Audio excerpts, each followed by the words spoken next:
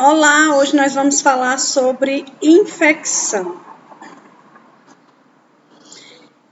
Por que esse termo hoje, ele aparece em muitas situações, justamente porque nós estamos passando por uma fase hospitalar e das demais áreas da saúde, com vários pacientes com infecção. O que seria uma infecção? A infecção, ela ocorre quando micro-organismos invadem o tecido corporal e causam doenças. As doenças infecciosas são, em geral, provocadas por bactérias, fungos, vírus, parasitas e etc., que invadem o corpo, multiplicando-se e provocando essa infecção. Nesse processo de invasão, ao menos uma parte do ciclo vital do agente infeccioso ocorre dentro do hospedeiro. E, como consequência desse processo, surgem as doenças. O que a gente quer dizer com isso? Que a infecção, ela é causada por qualquer micro-organismo que vá fazer com que o paciente ele pegue uma doença. E aí, nesses termos, a gente tem que ter muito cuidado em relação à infecção hospitalar. Porque a infecção hospitalar, ela é transmitida de uma pessoa para outra por meio de objetos ou de pessoas contaminadas, como, por exemplo, um maqueiro que não lavou as mãos, não colocou luva, pegou na paciente, um enfermeiro ou alguém da enfermagem que fez uma medicação, pegou numa paciente, pegou na outra paciente, e assim a gente vai disseminando infecção de um paciente para outro. A infecção hospitalar é uma síndrome infecciosa que o indivíduo adquire após sua hospitalização ou durante ou na realização de procedimentos ambulatoriais, como, por exemplo, cateterismo, biópsias, pequenos procedimentos como retirada de nódulos, exames radiológicos com uso de contraste. Então, muito cuidado quando a gente fala sobre a questão da infecção hospitalar. A infecção hospitalar, ela é tão importante ser combatida, principalmente com pequenas ações dentro da unidade hospitalar. Por exemplo, eu vou levar um paciente para fazer um raio-x. Ele tem um dreno de tórax, ele tem uma sonda vesical de demora e eu vou precisar colocá-los em cima da maca do paciente. Eu posso colocar como proteção qualquer campo que possa colocar tanto a bolsa como o frasco em cima do paciente. Antes que eu levante esse frasco, eu preciso clampear, ou seja, eu preciso fechar. A bolsa, a sonda vesical de demora também tem um clampzinho que a gente vai fechar para poder colocar a bolsa coletora em cima do paciente, porque senão, como essa bolsa coletora, às vezes ela pega no chão, às vezes ela é mal cuidada dentro da unidade hospitalar, se eu colocar a bolsa coletora aberta, aquela diurese que está ali naquela bolsa coletora, ela flui para dentro do paciente novamente e ele vai pegar uma infecção hospitalar. Por quê? Porque aquela bolsa teve contato em algum momento com o chão. A mesma coisa é qualquer outro tipo de dispositivo que eu vá colocar no paciente. É por isso que a gente precisa ter muito cuidado com suportes de soro, que a gente tem que limpar suportes de soro e outros dispositivos que a gente vai usar com o paciente. Então, é necessário combater. E como é que a gente vai combater isso? Tentando fazer com que o paciente não entre em contato com objetos contaminados. Então, para a infecção hospitalar ela ser considerada hospitalar, o paciente precisa estar internado há pelo menos 72 horas na unidade. A manifestação da infecção hospitalar pode ocorrer após a alta, desde que esteja relacionada com algum procedimento realizado durante a internação. Então, o paciente recebeu alta, dali 1 ou 2 dias ele evolui para febre, ou em algum lugar tem sinais de inflamação, eu posso estar considerando uma infecção hospitalar. Então, existem alguns objetos que vão disseminar a infecção hospitalar. Nós temos aqui uma almotolia, que ela é usada para todos os pacientes e por todos os profissionais da área da saúde. Então, se ela não for devidamente higienizada, ela pode causar infecção hospitalar. Se ela não for devidamente trocada, ela pode causar infecção hospitalar. Outra coisa, tudo que é coletivo eu não posso colocar em cima do paciente. Eu não posso colocar nada em cima do paciente que eu vá usar com outros pacientes. Ou eu não posso colocar nada em cima do paciente que vai ser usado por profissionais da área da saúde. Como, por exemplo, o prontuário do paciente, às vezes vai em cima dele na maca. Então, ele deveria ser higienizado na hora de ser devolvido ou entregue para quem vai manusear com o paciente. Aqui nós temos uma tampinha, essa tampinha, às vezes, enfermeiro, técnico de enfermagem, até o próprio maqueiro pede, ei, me dá uma tampinha aí, ou tampa aqui o soro do paciente, tira tudo isso aqui para eu poder levar o paciente. Essa tampinha, ela tem que ser estéril.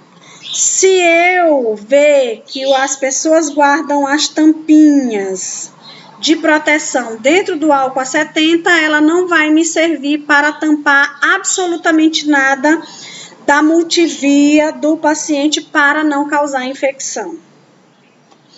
Existem alguns fatores predisponentes para o aparecimento da infecção hospitalar. Pacientes imunodeprimidos, então, você não sabe que tipo de medicamento esse paciente está tomando. Então, se você não sabe, então, faça tudo que for necessário para não passar a infecção para o paciente.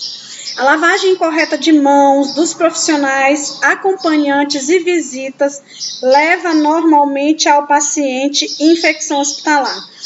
Os hospitais que não têm local onde o paciente e o acompanhante se sente ou descanse, que o acompanhante precisa sentar no leito do paciente, esse paciente corre o risco de infecção hospitalar, porque esse acompanhante ele anda nas imediações da unidade hospitalar, trazendo infecção para o paciente. A esterilização deficiente de instrumentos cirúrgicos também leva à infecção hospitalar. Por quê? Porque nós temos o biofilme. O que é o biofilme? Nós temos uma placa, por exemplo, uma superfície, o balcão da enfermagem. O balcão da enfermagem, o paciente vem, coloca os cotovelos, na qual ele entrou em contato com fluidos de outros pacientes ou dele mesmo, uma ferida aberta ou qualquer outra coisa, ele colocou os cotovelos na superfície do balcão. Esse cotovelo, ele vai formar uma placa de biofilme. O que é a placa de biofilme?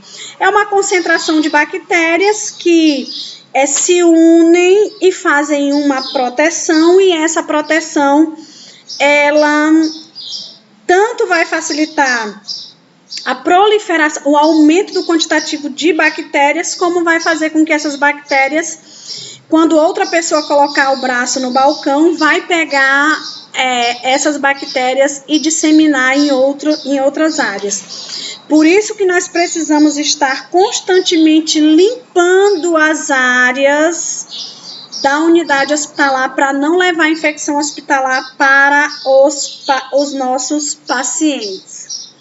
Alguns outros fatores predisponentes, como limpeza deficiente dos ambientes, que eu acabei de falar, né? Então, os balcões, os recipientes que coloca as gases estéreis, os recipientes que colocam outros materiais têm que ser limpos, materiais e roupas que são utilizadas dentro do hospital, elas têm que ser devidamente limpas. Alimentos trazidos fora do hospital e alimentos comidos dentro de uma unidade que não seja própria para alimento, isso vai levar a contaminação tanto para o paciente como para a enfermagem, porque nós temos insetos que saem das enfermarias e vão até os nossos alimentos ou vice-versa e vão disseminando a infecção hospitalar. Flores e objetos trazidos de fora do hospital, né? O pessoal da enfermagem, os maqueiros, os porteiros, o pessoal da manutenção que faz uso de adorno, brinco, anel, pulseira, aliança, deveria ser proibido. Por quê? Porque causa infecção hospitalar. Em algumas unidades hospitalares que a gente já trabalhou, o funcionário, se ele for pego com um adorno, ele imediatamente é encaminhado para a sua casa. E aí, tomadas as devidas providências. Existem diversos tipos de infecção que são nomeadas de acordo com o local acometido e elas podem ser disseminadas de uma pessoa para outra. Quando o paciente ou o cliente, ele dá a entrada no pronto-socorro, na anamnese, o mesmo relata que ficou internado recentemente em outro serviço. Se assim é colocado uma pulseira de cor rosa para identificar o risco de infecção, essa pulseira ela é fornecida pela CCIH dizendo que o paciente ele já tem risco de infecção vindo de uma outra unidade hospitalar. Então, a gente tem que sinalizar isso para que a gente, quando for dar banho no paciente, dê um banho mais caprichado para diminuir a concentração de patógenos que ele trouxe de outro ambiente, tá? E assim tentar trabalhar para que as infecções não sejam passadas de um paciente para o outro. Nós temos sinais e sintomas de infecção que são muito claros, que às vezes são vistos por nós mesmos.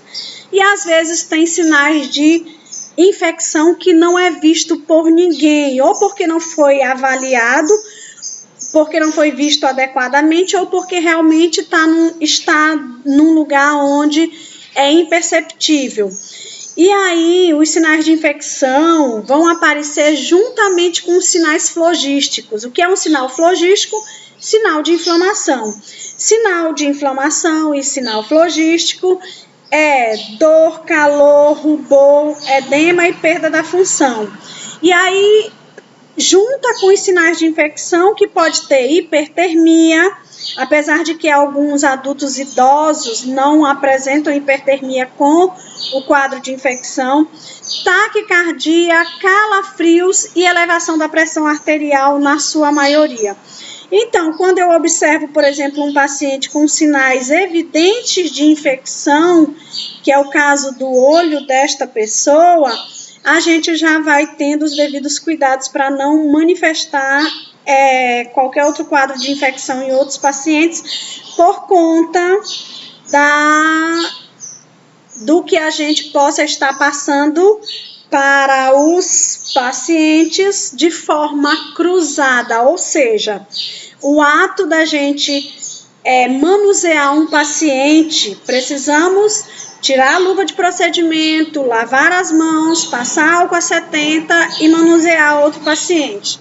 Nós não podemos manusear um paciente com a mesma luva que a gente manuseou o outro paciente.